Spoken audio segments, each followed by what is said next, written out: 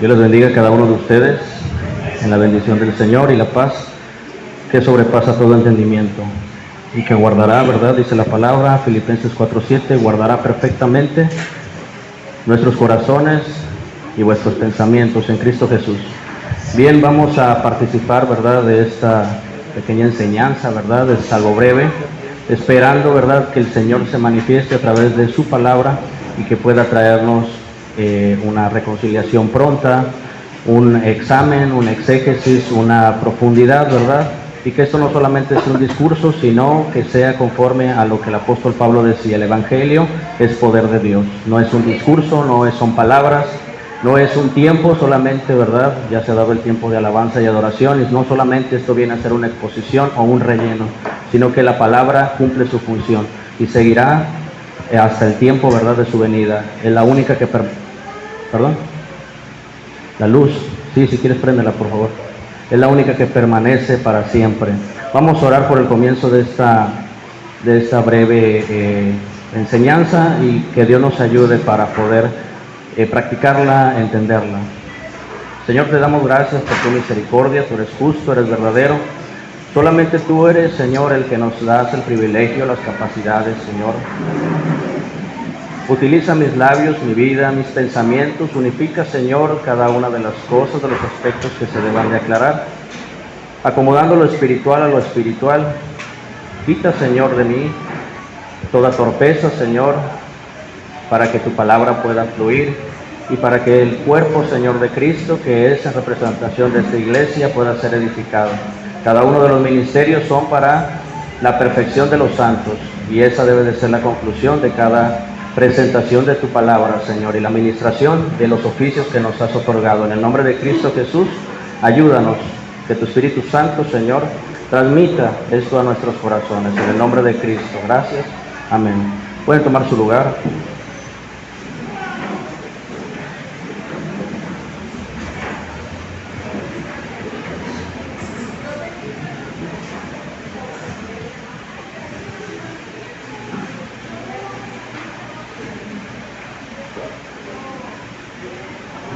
Bien, la semana anterior, gracias por la palabra del Señor que nos fue expresada. La semana anterior, creo que la mayoría de los que estamos aquí estuvimos presentes, tuvimos una celebración, ¿verdad?, por aniversario, y que Dios nos ha ayudado con esa constancia, con esa paciencia, esa misericordia y la bondad de Dios que nos ha perseguido hasta este momento.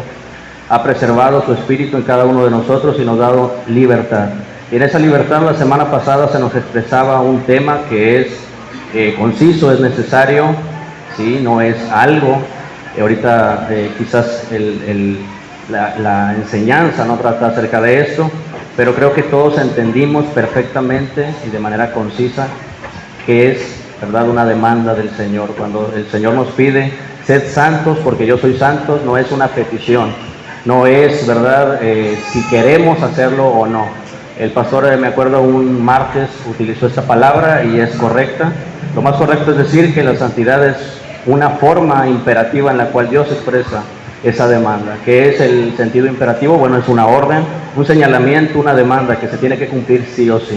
Entonces somos llamados a eso. En el Antiguo Testamento, los que han leído algo de Biblia entenderán que hay una diadema, ¿verdad?, o hay una lámina que se pone sobre el sacerdote Aarón, y esa serie de elementos hacían figura de aquel que había de venir, que es Jesucristo. Y este símbolo, ¿verdad?, se ponía, o esta lámina se ponía sobre la frente del sacerdote Aarón y decía, ¿qué cosa? Santidad a Jehová. Reflejaba los pensamientos de pureza, los principios de pureza, ¿sí?, y de santidad en los pensamientos de Cristo. Pero la iglesia tiene una cualidad, que la iglesia no tiene solamente un intelecto y capacidad humana, sino, tiene la capacidad de Cristo. El pensamiento de Cristo es interpuesto en cada uno de los creyentes, y así nosotros podemos cumplir así la voluntad del Señor. Bien, vamos a hablar de un tema el cual hago hincapié en esto.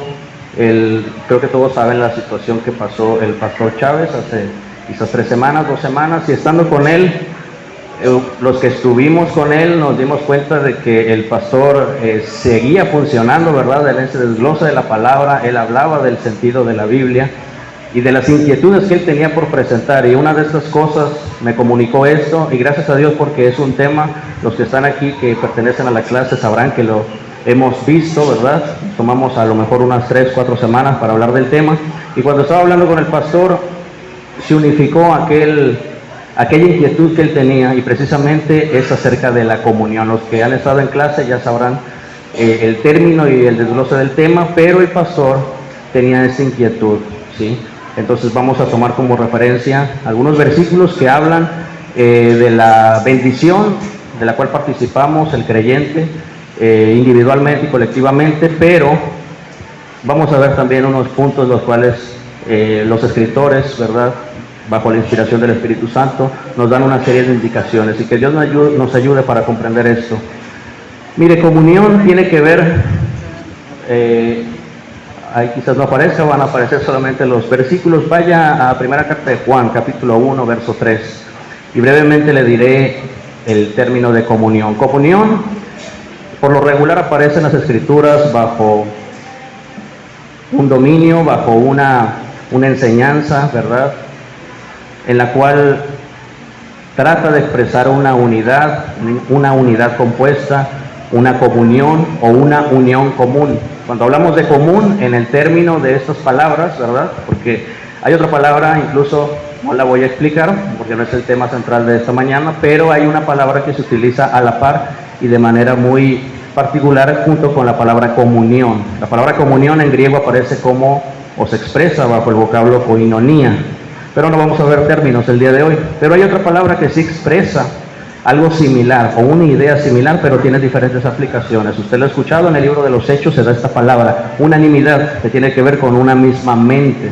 Cuando usted lee el capítulo 4 del libro de los Hechos, habrá escuchado, habrá leído que ellos eran de un solo corazón y un alma, la compenetración espiritual de unidad, a la cual Dios quiere que cada uno de nosotros seamos participantes. Pero la comunión tiene por lo menos dos aplicaciones, y hay una que resalta más, que es la comunión con la deidad, con el Padre, con el Hijo y con el Espíritu Santo.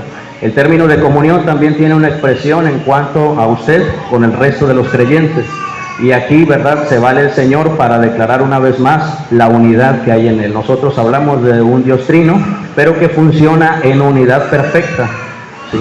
La perfecta unión aparece en primera carta a los Corintios, capítulo 1, verso 10. La perfecta unión. Sin este principio básico, fundamental, aparte de la santidad, la cual la semana pasada se nos hizo hincapié, es imposible que nosotros funcionemos de una manera concorde, ¿sí?, de una manera en la cual Dios, ¿verdad?, pueda participar de lleno con cada uno de nosotros. Primera carta del apóstol Juan.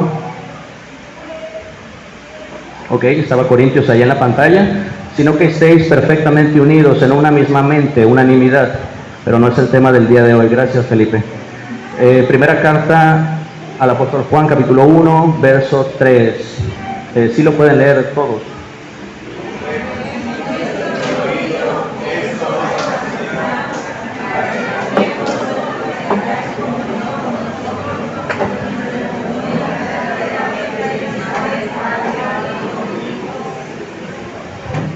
Perfecto. La comunión verdadera, o la comunión se da verdaderamente con el Padre y con el Hijo.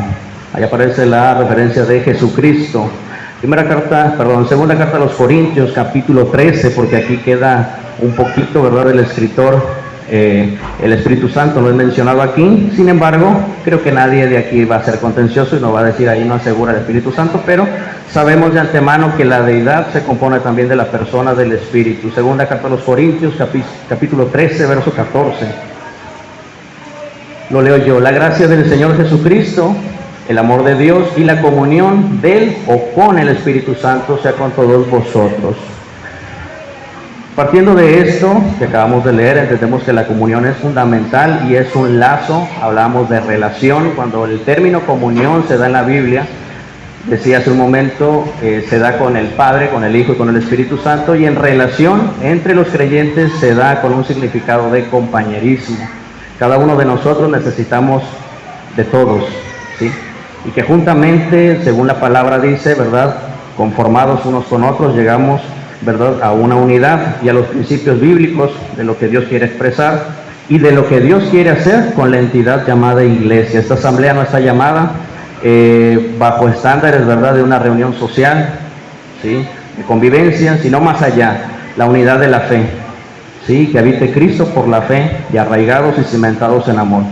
Bien, hay algo que vamos a comentar porque este es el lado loable de la palabra y no hay un lado oscuro, ¿verdad? Pero quiero hablar de un contraste que el escritor llamado Pablo hace hincapié a una región, ¿verdad?, que nosotros conocemos como Corinto. Esta región, ¿verdad?, tenía una problemática. Para los que han leído primera carta y segunda carta del apóstol Pablo a los Corintios, van a ver diferentes situaciones que se presentan ahí, en las cuales el apóstol Pablo le urge, ¿verdad?, corregir estas deficiencias internas. Vamos a primera carta a los Corintios, capítulo 11, versos 31 y versos 32.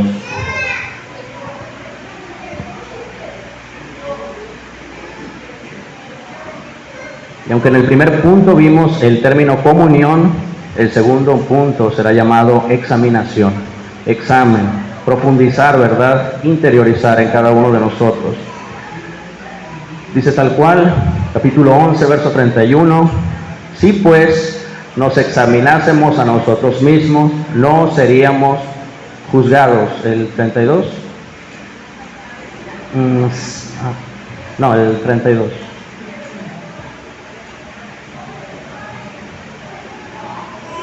Bien, mas siendo juzgados, somos castigados por el Señor para que no seamos condenados con el mundo. Aquí es otra vertiente, una necesidad que el apóstol Pablo ve en la iglesia de Corinto. En contraste o trasladándolo, ¿verdad?, a nuestra identidad en la actualidad, creo que es necesario que estas palabras que el apóstol Pablo, ¿verdad?, describe en este capítulo, es de importancia para cada uno de nosotros. Usted podrá decir, eso está en la categoría de la cena del Señor.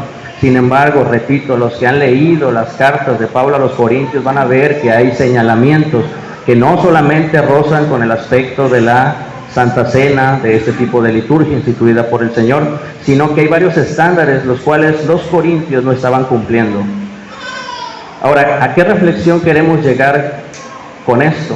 ¿Qué es lo que quiere expresar el verso 31 y el verso 32? Quiero que sepa una cosa, que a pesar de que usted leyó prontamente sus versículos, quizás no se ha detenido a comprender por lo menos dos verdades fundamentales de estos versículos. Estos versículos no hablan solamente de un juicio, hablan de dos categorías, y se las voy a mencionar así, de manera rápida. Estos dos tipos de juicio, uno es juicio de condenación, y quiero ver si prestaron atención a estos versículos. El juicio de condenación, según estos versículos 31-32, juicio de condenación, ¿para quién es? Quiero que contesten. El juicio de condenación, según el verso 31 y el verso 32, ¿para quién es? Para el mundo. El juicio de condenación no es para la iglesia, porque en Cristo nosotros estamos fundados.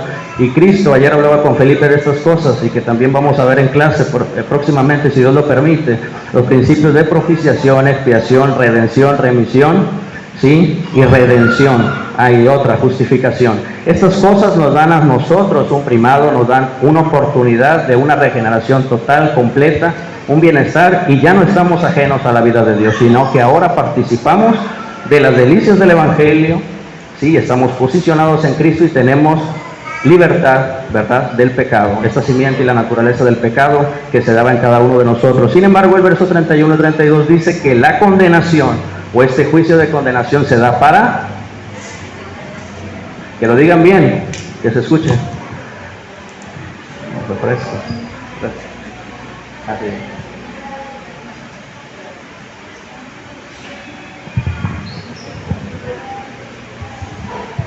Entonces el principio de ese juicio, o el número uno, es el juicio de condenación, en el cual la iglesia no entra. Pero el verso 32, sí, es el verso 32. Mas siendo juzgados somos castigados. Vamos a reemplazar esta palabra por disciplina. Somos disciplinados por el Señor, y el ver, después de esta coma, ese verso nos da la respuesta de lo que estamos hablando. Para que no seamos condenados con el mundo. Quiere decir o el cuerpo de esta enseñanza o breve predicación es, si nosotros estamos hablando de comunión, ¿qué situaciones pueden quebrantar, o pueden en verdad afectar, vamos a utilizar esa palabra, ¿qué situaciones pueden afectar a nuestra relación, nuestra comunión, la unidad que tenemos con el Señor? Dice aquí, por último, para que no seamos condenados con el mundo o juntamente con el mundo. Me parece que después de ese capítulo, del capítulo 11, en la carta a los Corintios, no lo vamos a ver, no lo busquen, pero los que han leído esas cartas, repito, menciona también muchas clases de cosas, entre ellas hay una que destaca mucho, que es un caso de inmoralidad, lo hemos hablado los miércoles, y se ha repetido esto, porque ese caso de inmoralidad, ¿verdad?, que se daba en esta iglesia en Corinto, el apóstol Pablo es tajante. Y cuando nosotros vemos esa forma tajante del apóstol Pablo en atacar, en corregir, nosotros decimos, wow, esta persona es entregada a Satanás a causa de ese pecado. Pero si usted lee, dice, para que aunque su cuerpo sea deshecho, su alma tenga una salvación final. Entonces los propósitos de Dios es que la iglesia, reafirmando lo que se nos decía la semana pasada, es necesario que la iglesia camine en santidad. Pero al momento de detenernos, había un predicador que decía, Dios no nos demanda ser eternos, somos eternos de manera almática, nuestras almas son eternas. La diferencia es si vamos a una condenación o a una vida eterna, ese es un principio. Sin embargo, Dios no nos pide que seamos omnipresentes, porque estamos limitados por tiempo, espacio, materia y estas condiciones del cuerpo. No nos pide que seamos omniscientes, porque somos seres intelectuales. ¿Sí? No nos pide que seamos omnipresentes. No nos pide que seamos omniscientes, pero la única cosa que nos pide como regla estricta es cumplir con la santidad. Vamos a primera carta de Juan, para ir desglosando estos puntos. Primera carta de Juan, capítulo 1, vamos a leer del verso 5 al 8. Y aquí hay algo interesante que va a hilar todo lo que estamos viendo.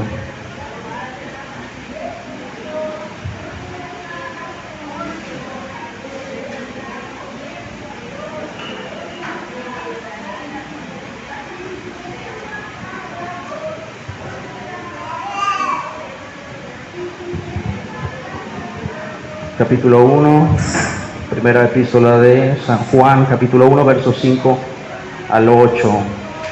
Este es el mensaje que hemos oído de Él y os anunciamos: Dios es luz y no hay ninguna tinieblas en Él. Verso 6, si decimos que tenemos, ahí entra usted y entro yo, si decimos que tenemos comunión, no entra el mundo, porque el mundo no tiene comunión con Dios. Acuérdense que el mundo entero está bajo el maligno y está ajeno de la vida de Dios. Sin embargo, usted y yo, verso 6, si decimos que tenemos comunión con Él, pero andamos en tinieblas, mentimos y no practicamos la verdad. ¿Quién es la verdad? Jesucristo. Verso 7, pero si andamos en luz, como Él está en luz, tenemos comunión, el principio de comunión que se expresaba unos con otros, entre los creyentes, entre la asamblea. Y la sangre de Jesucristo, su Hijo, nos limpia de todo pecado. El verso 6 habla de la comunión con el Padre y el verso 7 habla de la comunión unos con otros. Verso 8, si decimos que no tenemos pecado, si no realizamos ninguna infracción, nos engañamos a nosotros mismos y la verdad de Cristo no está en nosotros. Estos versos nos dan una inquietud muy personal. Hablábamos de Corintios, capítulo 11, que habla de un examen. ¿Qué es la posición en la cual tú estás sin que me lo respondas? En tu mente puedes meditar acerca de esto. Yo en mi mente tengo que hacerlo también. Y nosotros como iglesia, como una entidad espiritual, ¿en qué situación nos encontramos? Donde tenemos la paz de Dios, porque es permanente, es eterna, eso no es quitado. Sin embargo, ¿qué es o cuál es la posición en la cual nosotros nos encontramos? En esa sinceridad con la cual nos tenemos que presentar al Padre.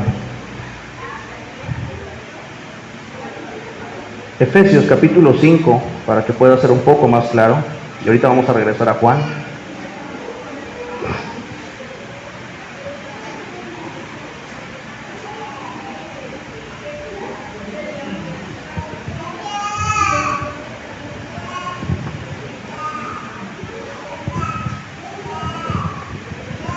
Efesios capítulo 5, versos del 11 al 13. ¿Sí lo tiene?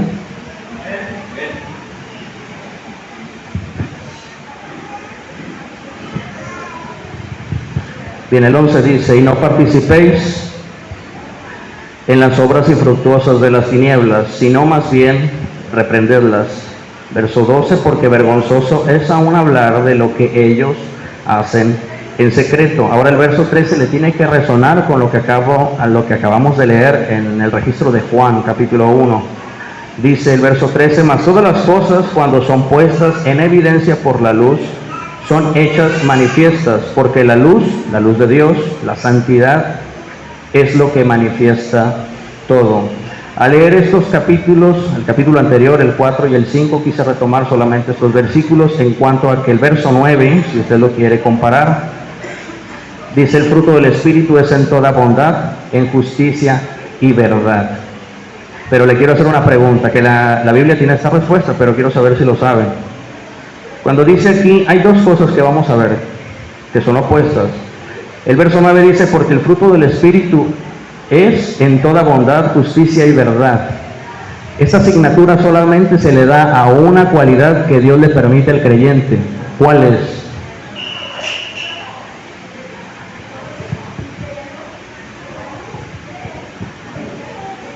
¿Alguien lo sabe? Porque el fruto del Espíritu es en toda bondad, justicia y verdad.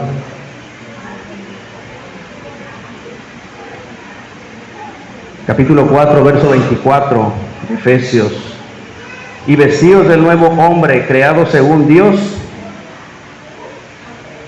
¿En qué? En justicia, en santidad de la verdad. Ese es un segmento el cual el creyente fiel, creyente verdadero que ha sido regenerado, tiene la participación de una nueva creación y tiene ahora sí, ¿verdad?, una naturaleza que es divina. Sí, esa naturaleza que fue perdida por los primeros géneros humanos que hubo, ¿verdad?, al principio de la creación. Esa imagen de la que habla la Biblia rotundamente es la imagen de Dios. Es la regeneración, ¿verdad?, la nueva creación en Cristo. Las cosas viejas han pasado y aquí son nuevas, ¿verdad?, en Cristo Jesús. Sin embargo, las características de esta nueva creación en Dios y que conlleva relativamente a la imagen de Dios expresada es en justicia y en santidad de la verdad. Eso suena bien, suena bastante bien, y creo que lo hemos escuchado, se nos ha predicado, se nos ha instruido, corregido. Sin embargo, capítulo 4, versículos más adelante, verso 28. ¿Usted no se ha preguntado por qué en las cartas del apóstol Pablo, por qué si se dirige a personas creyentes, por qué está hablando este tipo de cosas? Las cosas que vamos a leer. ¿Se ha preguntado esto? Porque hay dos segmentos. Esto se expresa en Gálatas capítulo 5, ¿sí? Las obras infructuosas de la carne, ¿sí?, y la obra del Espíritu Santo en cada uno de nosotros. Verso 28, capítulo 4 de Efesios, dice: el que hurtaba, el que robaba, no robe más, sino que trabaje, haciendo con sus manos lo que es bueno, para que tenga que compartir con el que padece necesidad. Verso 29, va de menos a más. Ninguna palabra, repito, ninguna palabra corrompida salga de vuestra boca, sino la que sea buena y necesaria, o para la necesaria edificación, a fin de dar gracia a los oyentes. Verso 31, da un golpe más. Quítense de vosotros toda amargura, enojo, ira, gritería y maledicencia, y toda malicia. Vaya al capítulo 5, versículo 4. El versículo 3 está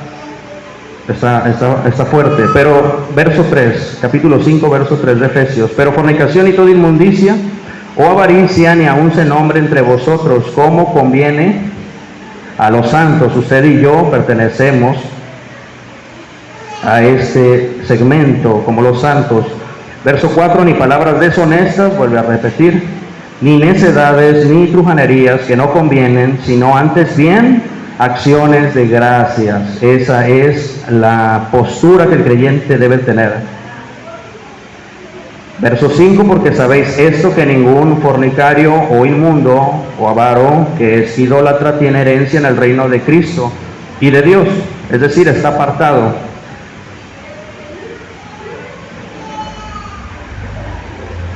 Verso 8, porque en otro tiempo, tiene que resonar este versículo, verso 8, con lo que leímos en primera carta de Juan, capítulo 1, verso 5, dice, porque en otro tiempo, habla de un tiempo pasado, en otro tiempo erais tinieblas, mas ahora,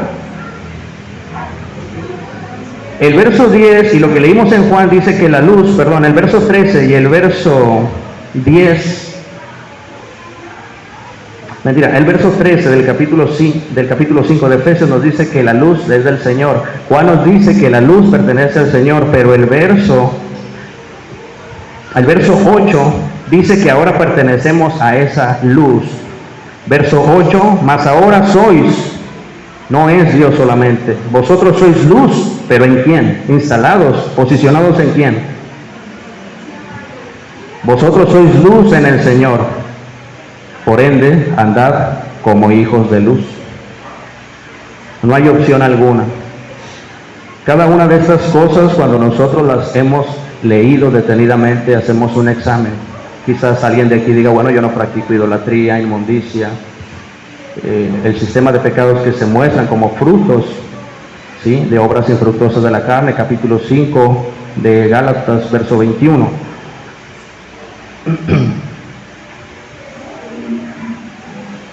Verso 11, y no participéis, advertencia, verso 11, y no participéis en las obras infructuosas de las tinieblas, sino más bien reprenderlas. Todo lo que acabamos de leer del capítulo 4 y de los versículos extraídos del capítulo 5 habla de las obras infructuosas de las tinieblas, aquello que es ajeno a Dios. Sin embargo, según lo que comprobamos por el capítulo 5, verso 9, y comprobamos de Efesios capítulo 4, versos 24, que habla de la nueva creación, nosotros estamos posicionados en Cristo para caminar con obras perfectas que se nos encaminan, ¿verdad?, y que están preservadas por el Señor. Hablamos en los términos del miércoles, ¿verdad?, de la predestinación. Hemos sido elegidos, ¿verdad?, con una predilección divina, y en eso debemos de caminar. Dice la palabra también que hay obras que están diseñadas para que nosotros participemos de ellas. Sin embargo, la pregunta la vuelvo a hacer, ¿por qué el escritor, que es Pablo, y en otras muchas cartas, escribe esta serie de anotaciones, esta serie, ¿verdad?, de advertencias? Tenemos que andar como hijos de luz. Juan nos dice un poco de esta luz revelable que es Dios y su santidad. Sin embargo, aquí comprobamos en el capítulo 5 que nosotros somos luz también si estamos en permanencia con el Señor. Bien, hablamos de las obras infructuosas de las tinieblas, y la Biblia, ¿verdad?, más correctamente habla de una naturaleza carnal y habla de una simiente de pecado. Creo que esto queda claro. Primera carta del apóstol Juan, capítulo 2.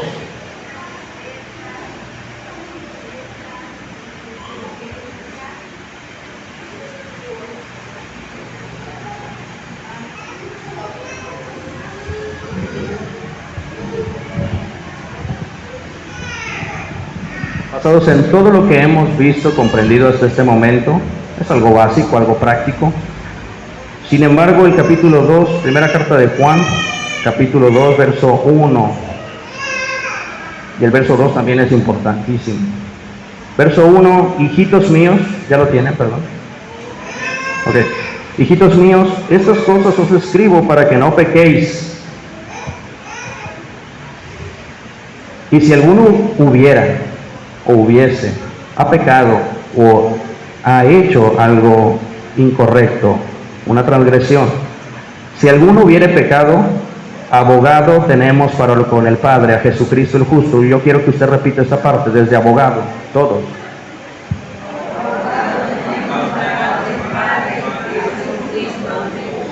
A Jesucristo el justo. Verso 2, y Él es la propiciación por nuestros pecados, y no solamente por los nuestros, sino también por los de todo el mundo.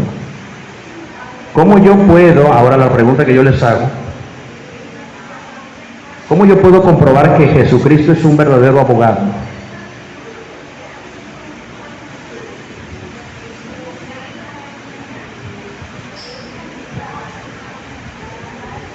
Pregunto, ¿cómo puedo comprobar y tener veracidad por medio de la palabra que Jesucristo es un perfecto abogado?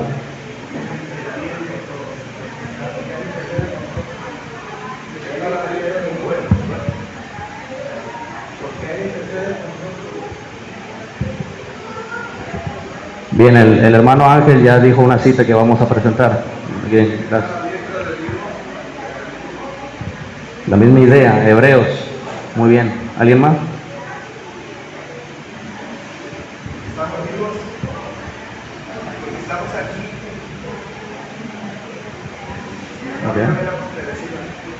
Ok.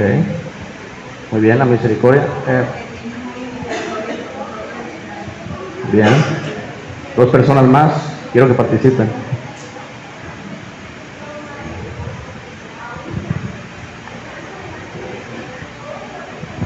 Dos personas más, por favor.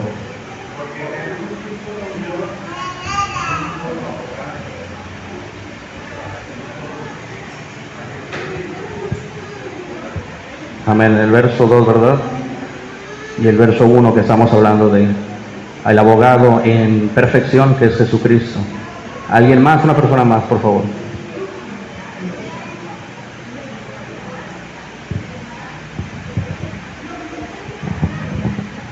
O le pregunto yo. A ver, Wendy, ¿qué crees de eso? Me interesa que se comprenda lo que estamos hablando.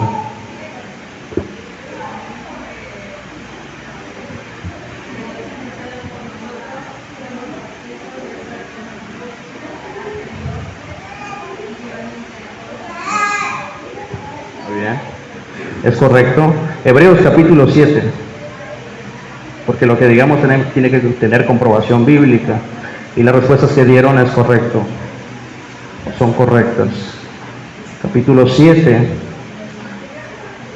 versos 25 y versos 26.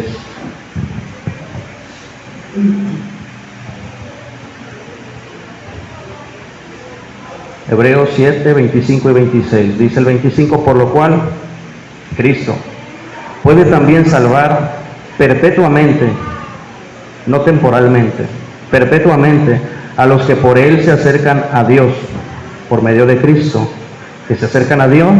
Él puede salvar de manera perpetua, viviendo siempre. Aquí hay un punto muy crucial, y es algo que a mí me da una esperanza de lo que hablábamos de la práctica de ese abogado perfecto en Cristo. Esa es una parte crucial que me da mi esperanza, porque dice que viviendo Cristo, viviendo siempre, ¿para qué?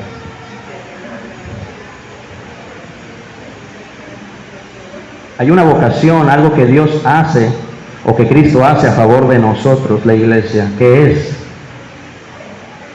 Dígalo fuerte. Interceder por nosotros. Aquí dice por ellos, pero dice viviendo siempre para interceder por ellos. Verso 26. Porque tal sumo sacerdote nos convenía, según los rasgos y características de la persona de Cristo, es que fuese santo, que fuese inocente, que fuese sin mancha, sin pecado, apartado de los pecadores y hecho más sublime que los cielos. El verso 28, yo estaba, ayer que estábamos en una convivencia, ¿verdad? Estaba hablando con Felipe algunas cosas y no sé si te acuerdas que tomamos referencia al verso 28. No sé si te resuena. Dice aquí el verso 28, porque la ley constituye sumos sacerdotes en el Antiguo Testamento, pero tenían una característica, y esa característica la tenemos tú y yo, lamentablemente, como hombres. La naturaleza de Dios es sublime, es perfecta, pero como hombres tenemos esa característica. Verso 28, ¿sí lo tienen? Porque la ley constituye sumos sacerdotes en el Antiguo Testamento a hombres o débiles hombres o hombres débiles. Pero la palabra del juramento posterior a la ley, que es dada al Hijo y completada en el Hijo, ha sido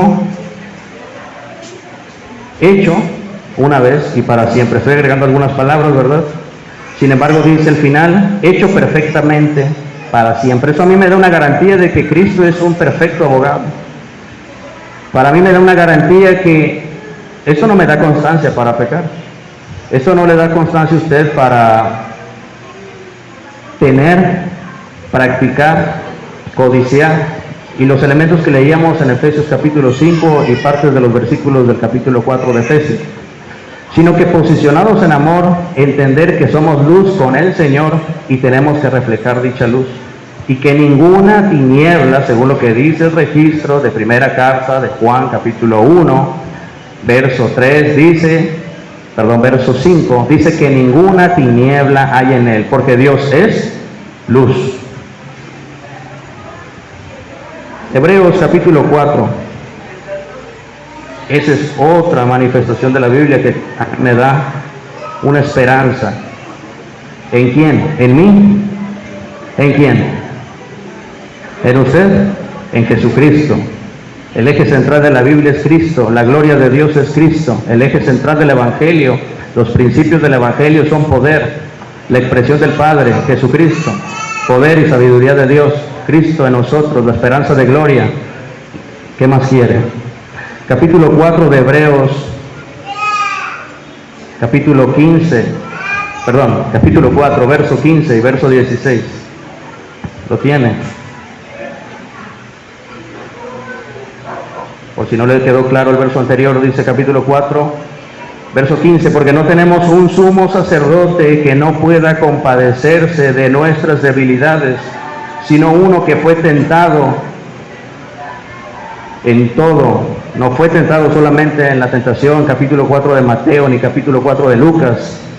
Sáquese eso de la cabeza, que solamente eso fue la tentación. Jesucristo fue tentado en todo. Quiso ser derrotado por el enemigo y por Satanás, para que no cumpliera su cometido. Sin embargo, capítulo 4, verso 15, porque no tenemos un sumo sacerdote que no pueda compadecerse de nuestras debilidades, porque tuvo semejanza como un hombre, dice después de esta coma, debilidades, sino que uno que fue tentado en todo, según nuestra semejanza humana, pero había un factor el cual hace que Cristo haga una obra perfecta.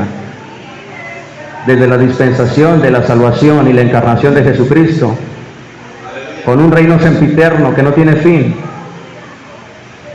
la característica de Cristo, pero sin pecado. Verso 16, acerquémonos entonces, pues confiadamente al trono de la gracia para alcanzar misericordia y hallar gracia para el oportuno socorro. Hermanos, finalizamos con esta cita de Hebreos capítulo 4. Le dije que iba a ser breve. Estamos viviendo tiempos de cambio, repito, oído en esto, estamos viviendo tiempos de cambio.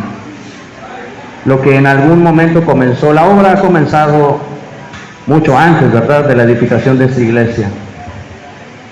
Ha perdurado por todas las generaciones que han venido, siglos, ¿verdad?, eras, humanidades, y se ha preservado lo único que representa la manifestación perfecta de Dios, que es Jesucristo. Y ese Jesucristo ha sido expresado de generación en generación hasta nuestra actualidad, y ha tenido permanencia hasta la eternidad. Ahora, ¿qué quiero decir con tiempos de cambio? Y estamos viviendo cambios un poco apresurados. Los cambios que estamos viendo, bueno, tangiblemente posicionados en esta iglesia local, estamos viendo la necesidad palpante que hay en la degradación del cuerpo de nuestro pastor. Se deben de tomar, ¿verdad?, decisiones, actuar de manera correcta. Gracias a Dios por los ministros, por los líderes, que nos llevan a bien al camino correcto de Cristo, que nos corrigen, que a veces nos gusta que nos instruyan, pero la corrección es parte de esta instrucción bíblica. Estamos viviendo cambios en los cuales nosotros tenemos que experimentar más de cerca al Señor. Gracias por la vocación, aquí está presente, y no porque ella esté, creo que todos está de más decirlo, pero la vocación de la hermana Marina, el pastor. Sin embargo, esta iglesia está fundada en Jesucristo. No se olvide que dice la palabra, fundados o edificados en el fundamento de apóstoles y profetas, pastores. Jesucristo mismo, la principal piedra del ángulo, Jesucristo, por la cual la iglesia tiene permanencia y eternidad, perfección y luz en el Señor.